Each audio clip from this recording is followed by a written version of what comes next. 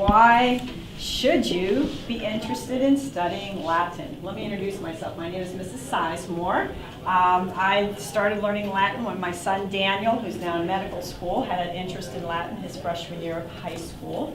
So we learned together, and he went off and went to college, and I turned around and started offering it as a to homeschoolers. I've been tutoring Latin now for 10 years, and it's been a wonderful experience. Why should you? Okay, how many people are going to sign up for this? Why should anyone study Latin? Well, first of all, it's the basis for the Romance languages. The Romance languages are not the language of love, they're the language of the Romans. Who can name one of the 5 Romance languages for me? What's the first one? Italian. Italian. Go ahead, name them. Spanish, French. Portuguese, very well. And Romanian. And Romanian, yes, Romanian, very good. Okay, so if you learn Latin, it's not easy, but it facilitates the learning of the modern Romance languages. Second of all, a lot of people study Latin because 60% of the English words derive from what language? Latin. Okay, but if you take away those one-syllable words, it jumps to 85%. Okay, so 85%. Let me give you an example. Peninsula, Portugal is on the peninsula with Spain, right? So peninsula comes from 2 Latin roots. First one is insula, which means island, and pina, which means almost. So a peninsula is almost an island. Very good. How about if we take the word faccio and we use phi and we put together with it terrify. Terrio means to frighten.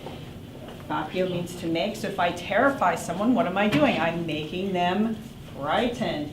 I've got satisfy. I've got mortify, magnify. Magna means large. If I faccio, if I make something large, I am magnifying it. So you see how that works. You learn your Latin roots, and then when you come across an English word that you may or may not know, you can figure out the meaning of the word. So English derivatives is another great reason to study Latin.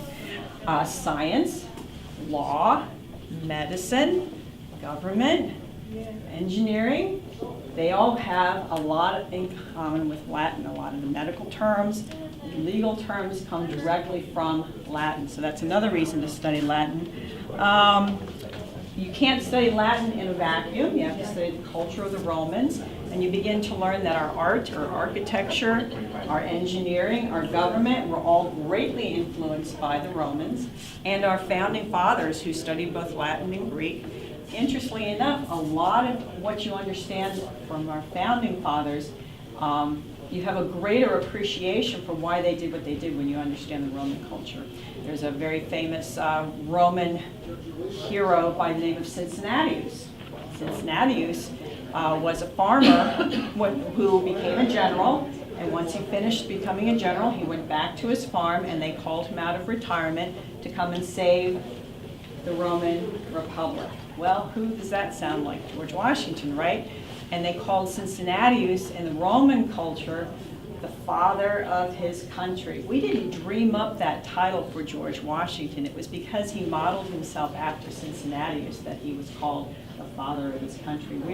Americans are great and ingenious, but we didn't create everything. And the Romans, interestingly enough, have that same kind of a heritage where they would take ideas and enhance them and make them better after they did it. So to conclude, studying Latin basically is 3 things. It helps you with other languages in general. Just learning languages are easier once you know Latin. Helps you with the English language, and it helps you with your thinking.